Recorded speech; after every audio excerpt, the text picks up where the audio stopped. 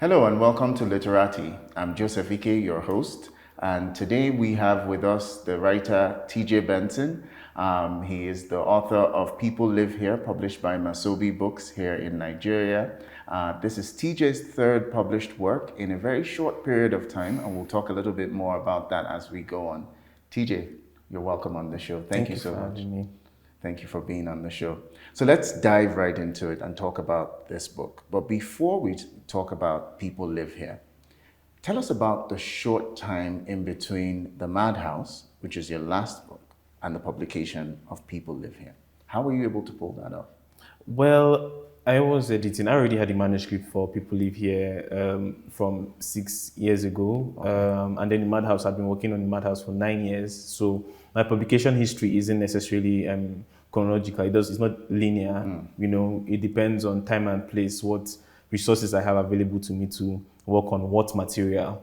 So I was actually, when I was doing the final edits for the Madhouse, that was when I decided to start rewriting People Live Here. So it's just that the Madhouse ended up being published in 2021, and then People Live Here ended up being published just some months ago. So is that part of your style, to just keep writing and revisiting writing, just keep working? I like to say no, okay, but I think it is. I feel this way I get to escape the dreaded writer's block, because I fear when I stay too long away from writing, it is very difficult to come back. The longer I stay away from writing, the more difficult it is to, pick up again. So I guess I'm always working on something. But the moment writing, I no longer enjoy the writing process, I will stop writing. Oh, okay. Yeah. But that, in theory, means that you have something cooking, or you have a couple of things in the oven that will be popping any moment now.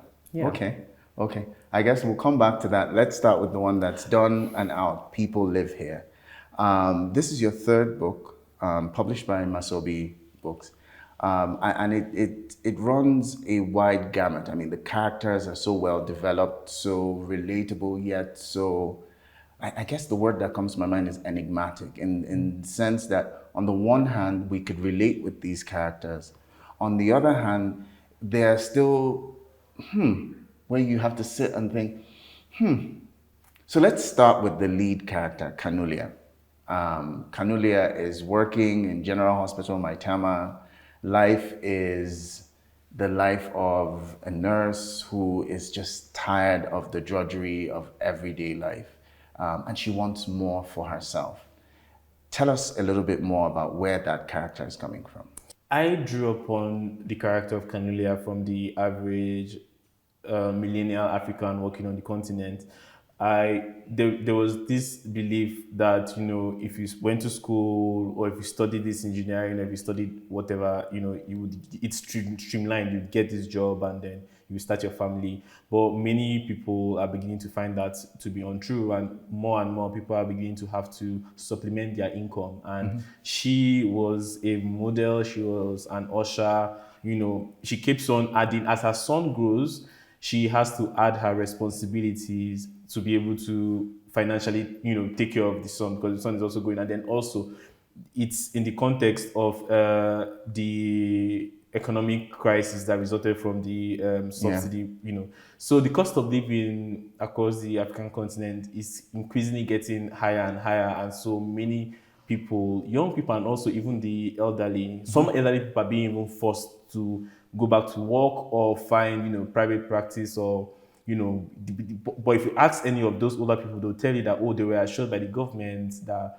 there'll be their pensions. When they were younger, they were told of pensions and all of that. So I feel I just drew that from the reality of the average African. Yeah, and I think it's also, this is one of the things I was saying, where on the one hand you could relate, on the other hand it's because it takes us all back to what we knew about noble professions on the continent. We almost expected that if you are a doctor, once you completed your medical school, you would have a picture perfect life. Same goes for being a nurse. But here we have a nurse, and her life is anything but picture perfect. And even from an economic standpoint, which moves the character through to a point where she has to travel to Yemen. Was this intentional, moving Kanulia from here in Abuja to Yemen to say it's a big world with the same kinds of problems, and here we are right in the middle of it? I think to answer that question, I would sort of diagnose myself or my psyche at the time. And I guess maybe to write about the mess that I felt Nigeria was steeped in at the time, I don't know. I guess I needed that distance. I think I felt maybe I wouldn't have been able, because I was right in the center. I lived in Abuja at the time, so I felt for me to write about human conflict in the way that I did, it was necessary to, because the first scene that actually came to me that made me realize I was going to write this novel, I was listening to the radio. My uncle was taking me to work, and on the radio it was said that 7 doctors had been slaughtered in Potiskum, and I felt this very heavy grief. Potiskum in the northern part of Nigeria. And I felt this heavy grief that, these doctors who were sent here to, in quote, help, were being killed because of whatever reasons. And it refused to, leave me. And when I wanted to start writing about that, I just couldn't. I felt locked in. I needed it to be a distant reality in some way for me to be able to write about it. So I guess it was easier for me to go to Yemen first. But interestingly, I thought the book was going to be about, my character in Yemen and everything. But interestingly, she had to come back to Nigeria, because there was a sense of, at that point, I was, the book was asking me, why am I going to look for tragedy elsewhere when we have an abundance of it in the country? So, and I guess the character also went through something similar. But it was a question of, what really is a country? Because I had been raised, as many Nigerians, to have this very unitary or this very singular idea of what a nation was. And the nation is supposed to live inside me, with the anthem and the pledge. And, Nigeria is supposed to be one idea, Ghana is supposed to be one idea. But we are able to sustain these ideas, especially if you're middle class, if you don't travel to all these other regions. But when you travel to, especially with border towns where the story is set, you begin to really question what a nation is. And, this was something that confronted me. And then, as a result, also my character, Kanulia, was also confronted with that. So if we had to break down the book, because it's a new book, so there's I really don't want to give away a lot about the book. I would want people to read it and find out. So we'll kind of talk around the key things in the book. So first, there is this sense of, I don't know if desperation would be the right word, sure, where you start off and you've reached a point where you just need to do anything to get ahead, which brings our main character to Yemen. And then we begin to explore 2 themes in the book, which I guess I would describe them both as tragic trauma and friendship. And in between tragic trauma, friendship, we have exploitation. And then the fourth, we would call that maybe a bit of nostalgia and family and safe spaces. So we'll explore these 4 themes right after we come back from our break. So we'll take a quick break, and when we come back, we'll begin with these 4 themes and see how they play in with the characters at play. Don't go anywhere.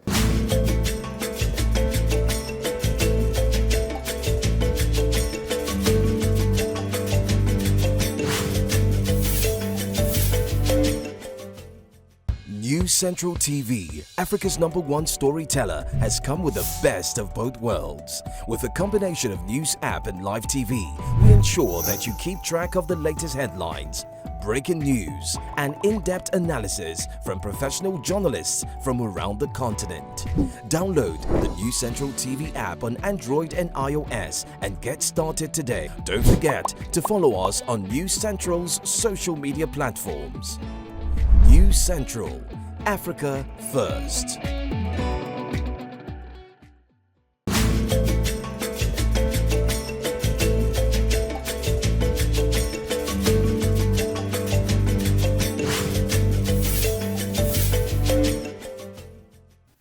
And we're back. So if you're just tuning in, my guest today is TJ Benson, the writer of People Live Here, published by Masobi Books here in Nigeria.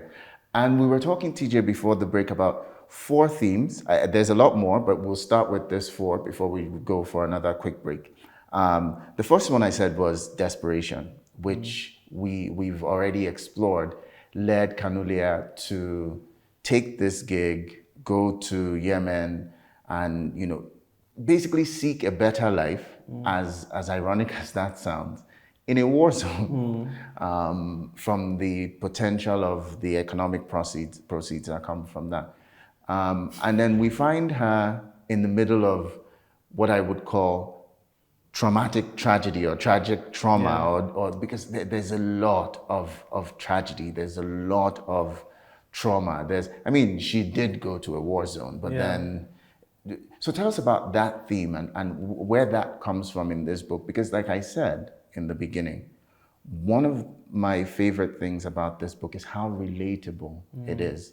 I haven't been in a war zone, fortunately, but I could relate to her emotional state going through this, and a lot of the other characters as well. So tell us about that.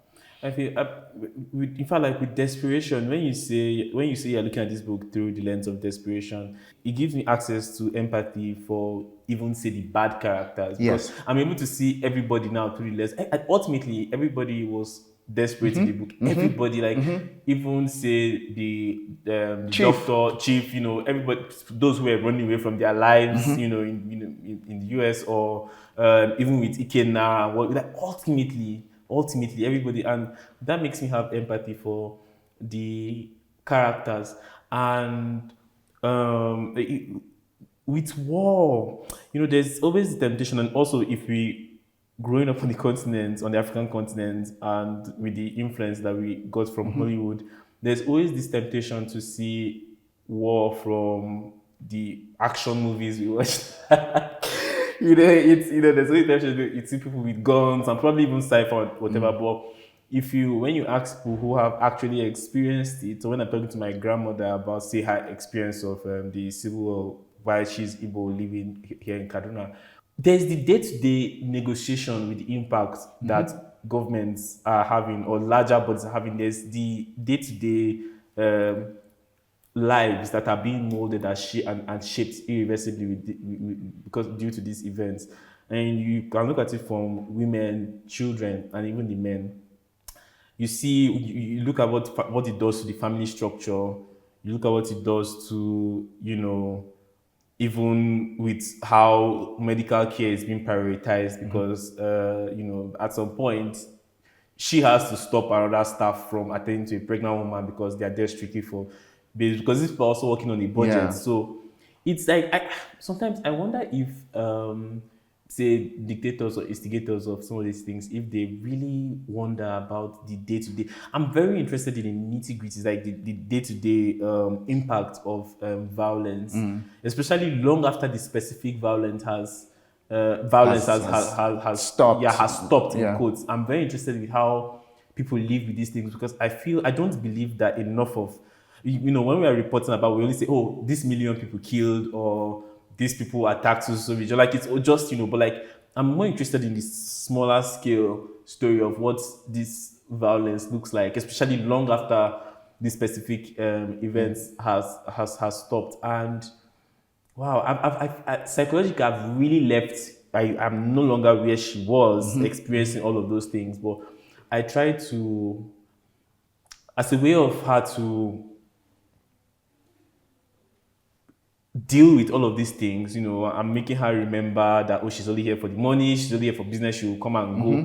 I feel if it would be difficult, and I guess that's also why she had to go to Yemen, because if she was sent to say her own tribe, or a place she felt home, should have had a very different relationship between, care or the whole salvation complex. So I'm just interested in small lives. I'm very, very interested in small lives. I don't know that telling the perspective of small lives, I don't know if it's changed anything, but I want to be that I want to pay attention to small lives. So we've talked about the trauma, we've talked about the desperation, we've talked a little bit about friendships, which is a big theme. I think a key theme in this book is exploitation. I say this because even the very idea of charity, where you give out of the abundance of what you have to help the situation of someone who's less privileged. At the very opening of the book, due to the desperation of Kanulia, that notion is quickly shifted aside to one of, and I don't know that I don't know that this is any fault of your character as much as it is the reality on ground, that even the very notion of charity has been exploited as an opportunity for gain. And even Chief and these characters that, help to facilitate things are essentially just opportunists. They're taking advantage of the desperation, of the situation on ground, of the war, of the brokenness of the system, of the individuals, to profit off of it. Now that you're talking about this, I'm wondering if I had opened the book from the organization's perspective. If I started with the book of them coming down from the airport with their capes and everything, like, it would have been a very different story, a very familiar story. Like, exactly. They came to save us.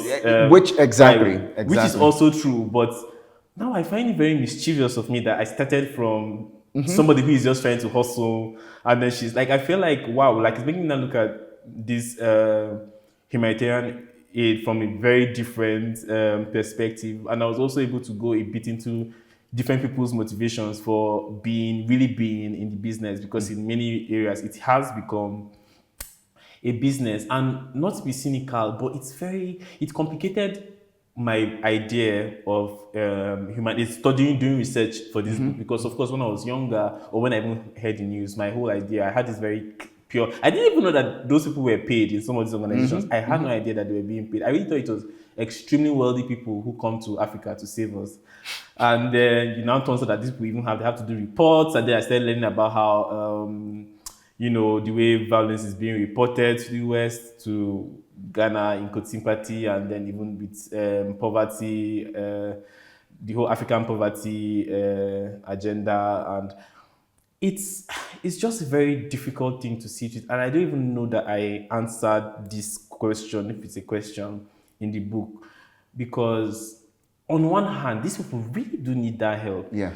But on the other hand, these people also need to make their profits somehow, or these people also need to be accountable. They are also working within budget, and exploitation also occurring on so many levels, different people trying to take advantage of each other, even in her relationship with the husband, or even with the part of Nigeria that they return to. And what this massive, different people, they are different players, really. It's really a game for many people, this life. And there are different players on different levels trying to play or outsmart the other person, even with Ikena and Sana.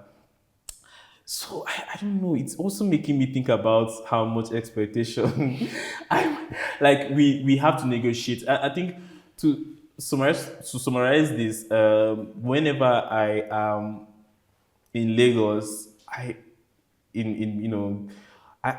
always think about, and then I'm crossing the bridge, the 10 Million Bridge to the island. I always wonder about the people who live in the canoes. It's always sitting on my mind. And I wonder how people are able to go to work every day and then just drive past these people every single day. Like, you are aware that, you know exactly what is happening here. But I'm curious about how we are able to, carve our lives away from each other, and then just, it makes me think about the necessary violence it takes to be alive. Like, no matter how peaceful you are, it's not just, I don't want to say default now, but you're also protecting yourself against the next person's experience. It's a necessity. And it's a necessity to live. And then how much the next person is affected by our, this boundary we have drawn around ourselves. And when you think about it in terms of older African communities that was more communal, and we're more, say like in my village, for example, if somebody goes mad, he's the responsibility of the entire community. He goes from one house to the other, and they shower him, they cut off his bed. If it's a woman, they cover her up, they feed them, and then they stand up, and then have their episodes again, and it makes you think about that aspect of African culture that we have lost. All right, we'll pick up with that after the break. So we'll take a break, and when we come back, we'll continue our conversation with TJ Benson. Don't go anywhere.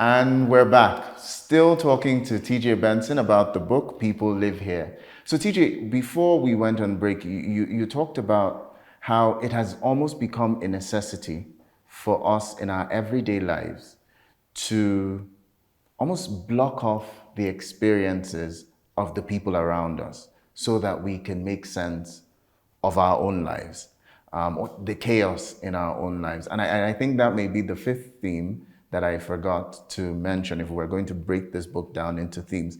And don't forget, we're breaking the book down into themes because we don't want to give away details that, there's so many spoilers, there's so many things happening in the book that any little detail I try to give, to talk about, gives too much away. Chaos is another theme in this book, chaos. You can imagine that chaos and desperation are not a good mix. They don't produce happy children. They don't manage a good home. Chaos and desperation don't make for good friendships.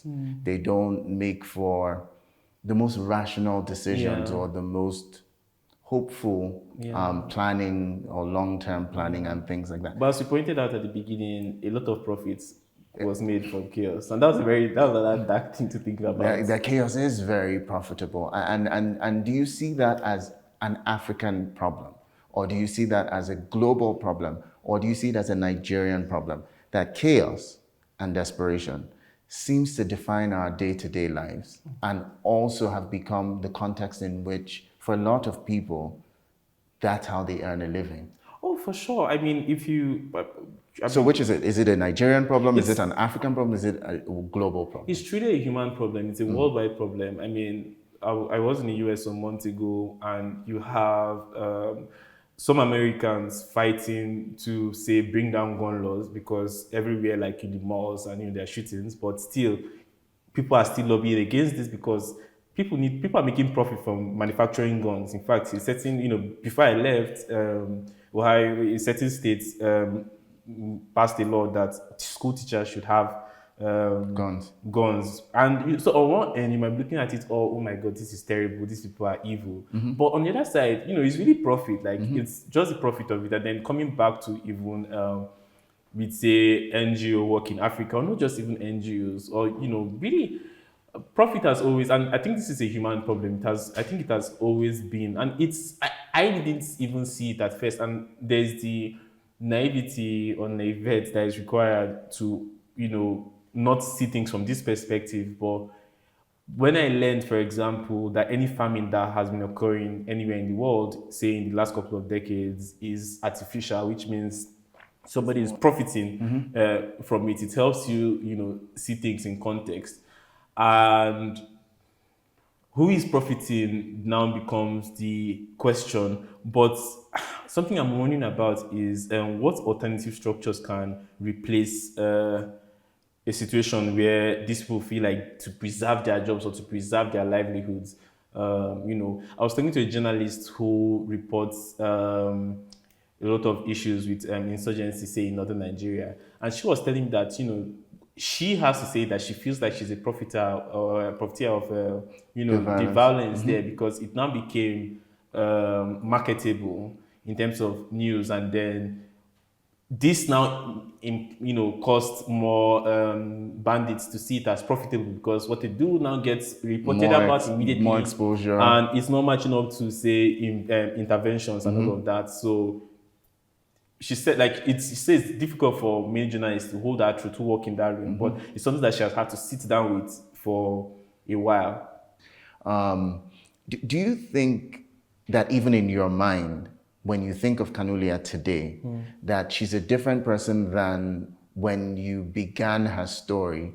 And that each day when you look back on her, when you have to talk about her, when you have to talk about the book, that you're meeting someone who seems to have continued on that journey and is evolving based on the experiences that, I mean, it almost sounds like we're talking about a real person, but he's evolving based on those experiences. I feel like if you give me a prompt to write a character who changes over time, I will fail woefully. Because how do I do it? Do I start changing from the way she sounds or whatever? I'm so lucky that I wasn't thinking of that, and I wasn't aware of the literary establishment when I was writing the book. So I guess some of that change was able to come more organically. But also, I feel like she was adjusting to, first of all, she has realized that something in her really wants to be alive. I don't know that she has found what it is. I mean, I think partially, but something that really wants to be alive, and she has realized that she's more caring than, because of the family that she grew up in, and certain circumstances that she found herself in didn't give her the opportunity to see herself as this people person, or this but it's in the situation that she now finds that, oh my goodness, so I just have to yield. And I think her experience of life is easier. I think she's a more sober person now. Yeah. I think she was a more jovial, fun person at the beginning when she was careless. But now that she cares more, I think she's quieter and more calculated. I think that is sad that she has lost that jovial person that she was at the start of the book. And which brings us back to the central tenet of the characters in the book, how relatable that is. I mean, because I think every one of us has that experience on some level, not necessarily as traumatic as it is for Kanulia, but how we are profoundly changed by the experiences we go through, how we cope, how we recover, and how it now makes us respond to the new experiences we're exposed to. It's a great book, TJ, and like I said, it's one of my favorite reads for this year, and I would highly recommend that anyone who wants to dive into TJ's mind, pick up this book, and then Madhouse, and then we won't fade into darkness. Yeah, I think it's a great order to actually go through them, and then try them again in the other order. The other thing I really respect about your work, TJ, is I think you are a contemporary African writer who is not necessarily bound to rules and stereotypes and cultural tropes and what would be expected of you to write about, or how you would be expected to write about it. I mean, you said this work was maybe 6 years ago, but the themes, the ideas are still very much with us today. And I think that's saying something for your work, TJ. So thank you so much again for being on Literati with us today to talk about People Live Here. And thank you so much for spending your time with us on today's episode. Hope we see you again, same time next week.